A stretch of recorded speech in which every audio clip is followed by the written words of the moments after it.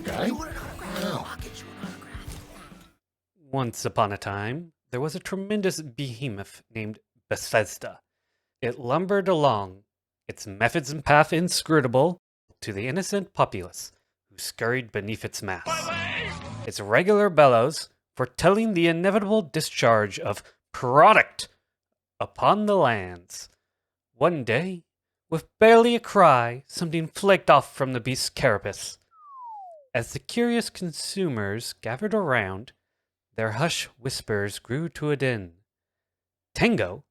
This is from the Evil Within guys? That may be, but there's evil within, too. Wait, what is this? They began to wonder, could this be fun? And there was much rejoicing. So it was, then, that word spread of this visually distinct game, that, to many, hails back to the halcyon days of the aughts. That game is Hi-Fi Rush. Chai, professional doofus, has big dreams of becoming a rock star. To accomplish this goal, he elects the reasonable path: robotic augmentations. After all, nothing says I'm becoming my best self, like a limb replacement. Human meat just holds you back. Plus, think about those Vandelay Corporation benefits, including, but not limited to, employment on their large and luxurious campus, a comprehensive benefit package, flexible hours, and extensive recreational activities. Chai will network and meet new friends, spend quality time with exotic women, rub shoulders with upper management, all while developing a unique skill set. Defects? Defects get recall! A target on your back. We call that paid in exposure. Speaking about our hero, Chai's skull is so full of baseless confidence, his brain must have been forced to evacuate for space. And he spends the first hours of the game attempting to escape from the plot, like the player picking No in Dragon Quest. Certainly, not a character worthy of emulation, and oh no, I put my shoes on like that.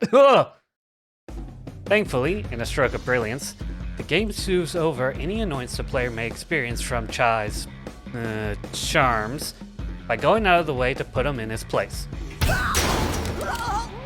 Many times. But of course, his journey is one about learning what he's capable of, and when and how to rely on others. That's right, it's the power of friendship, everyone.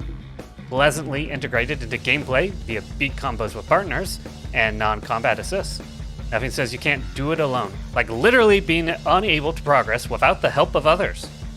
The only member of the team to have no impact in gameplay is instead rewarded narratively with a nice small character arc.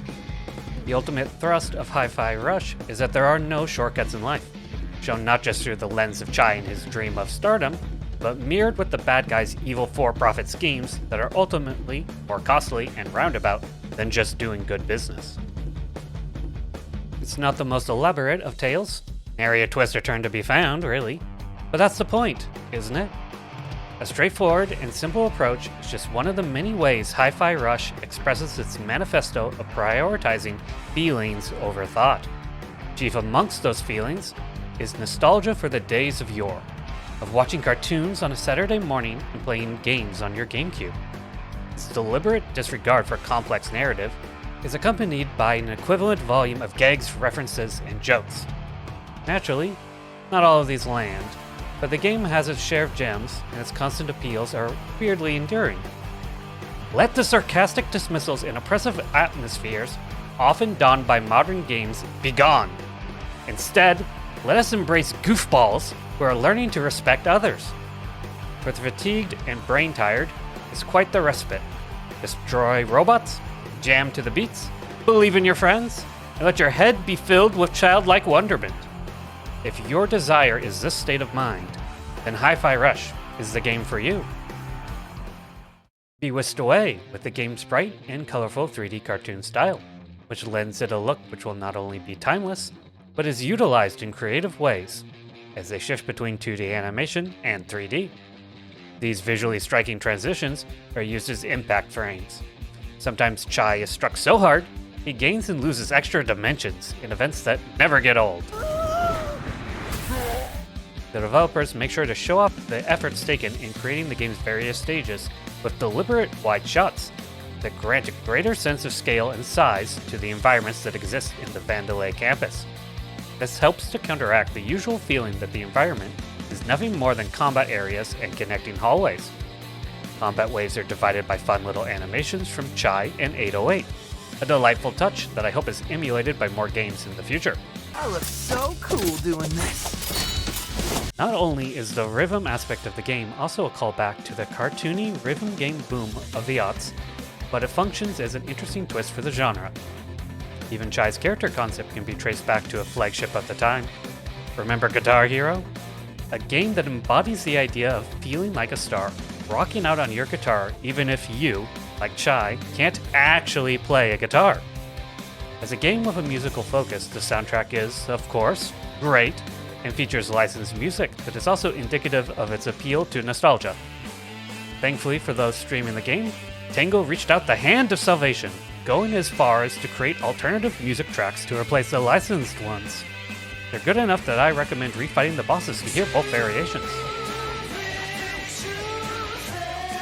Through a strange collaboration between Apple Technology and the hydraulic press channel, Chai finds himself not only mechanically, but musically empowered. His surroundings now swing to the beat. Even Chai's foes are forced to dance to his tune. So put the harm in harmony as you feel the beat, or don't if you're me, by performing sequences of attacks matching the timing. The game provides a myriad of cues beyond just audio. UI and Chai's companion, 808, provide visual cues to the timing. Additionally, you can bring up a timing bar, which I highly recommend. Even with these assists, if timing hits seems daunting, you need not fear on the game's normal and lower difficulties. The most critical of moves, beat combos, and special moves, are tied to clear on-screen QTEs. Being timing impaired will cause you to miss out on the cool triple dash, and will be a source of pain for a mechanic I will discuss later though. For the more difficult boss fights, they contain generous checkpoints for you to run your face into over and over again to clear. These concessions allow a casual player or an inexperienced rhythm gamer to still enjoy the fun, so have no fear. That said, the character action genre is characterized by the entanglement of player skill and creative expression, executional difficulty that goes hand in hand with visual spectacle, and Hi-Fi Rush still offers much the same for those willing to invest in its systems. With a variety of combos and special moves to obtain, as well as equipable and upgradable passives in the form of chips. Once all these systems come into play, Chai will be swapping partners on the fly, sending enemies flying, chasing them down with a grapple, and pummeling them in sonorous sequences. Rest assured, there is a full toolbox for the creatives to explore with. Just read carefully. There are some caveats worth mentioning. For one, armored enemies who can only be harmed after being hit by a specific teammate's assist. A misplaced or mistimed use means an awkward period of time in which Chai is helpless against these foes, before you can use the assist again. Such moments cripple the feeling of speed and power usually embodied by the game. Along these lines, both special attacks and beat combos being tied to the energy gauge creates an awkward conflict of interest. Special attacks offer some of Chai's most interesting and unique options, but using your energy on the simple and strong beat combos is the way to go on a standard playthrough. The tutorialization of the game is heavy as well, often introducing a mechanic via dialogue, then providing pop-ups about that mechanic, followed by additional supplemental information and review of said mechanic. Unfortunately, making jokes about ham-handed tutorials does not deflect their cumbersome inclusion.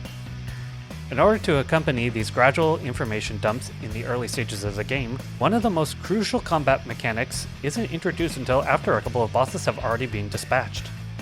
That mechanic in question is Parry! Not only are you free to parry at any time, you can parry just about anything.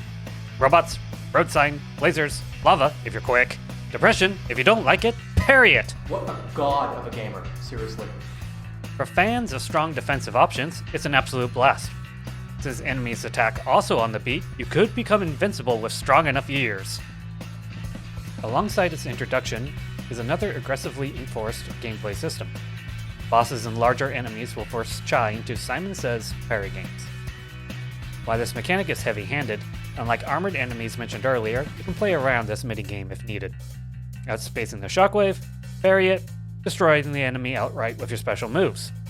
Otherwise, With only one visual indication given for the incoming onslaught of attacks, it is in these moments Hi-Fi Rush demands the strictest execution.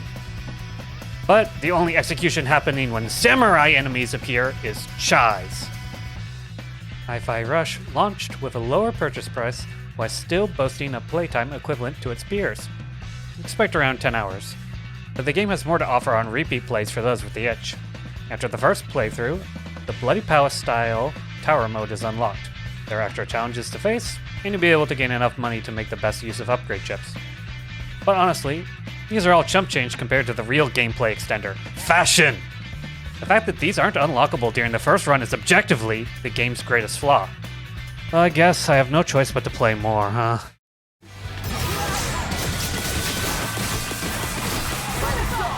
So it is with that, our fable comes to a happy conclusion.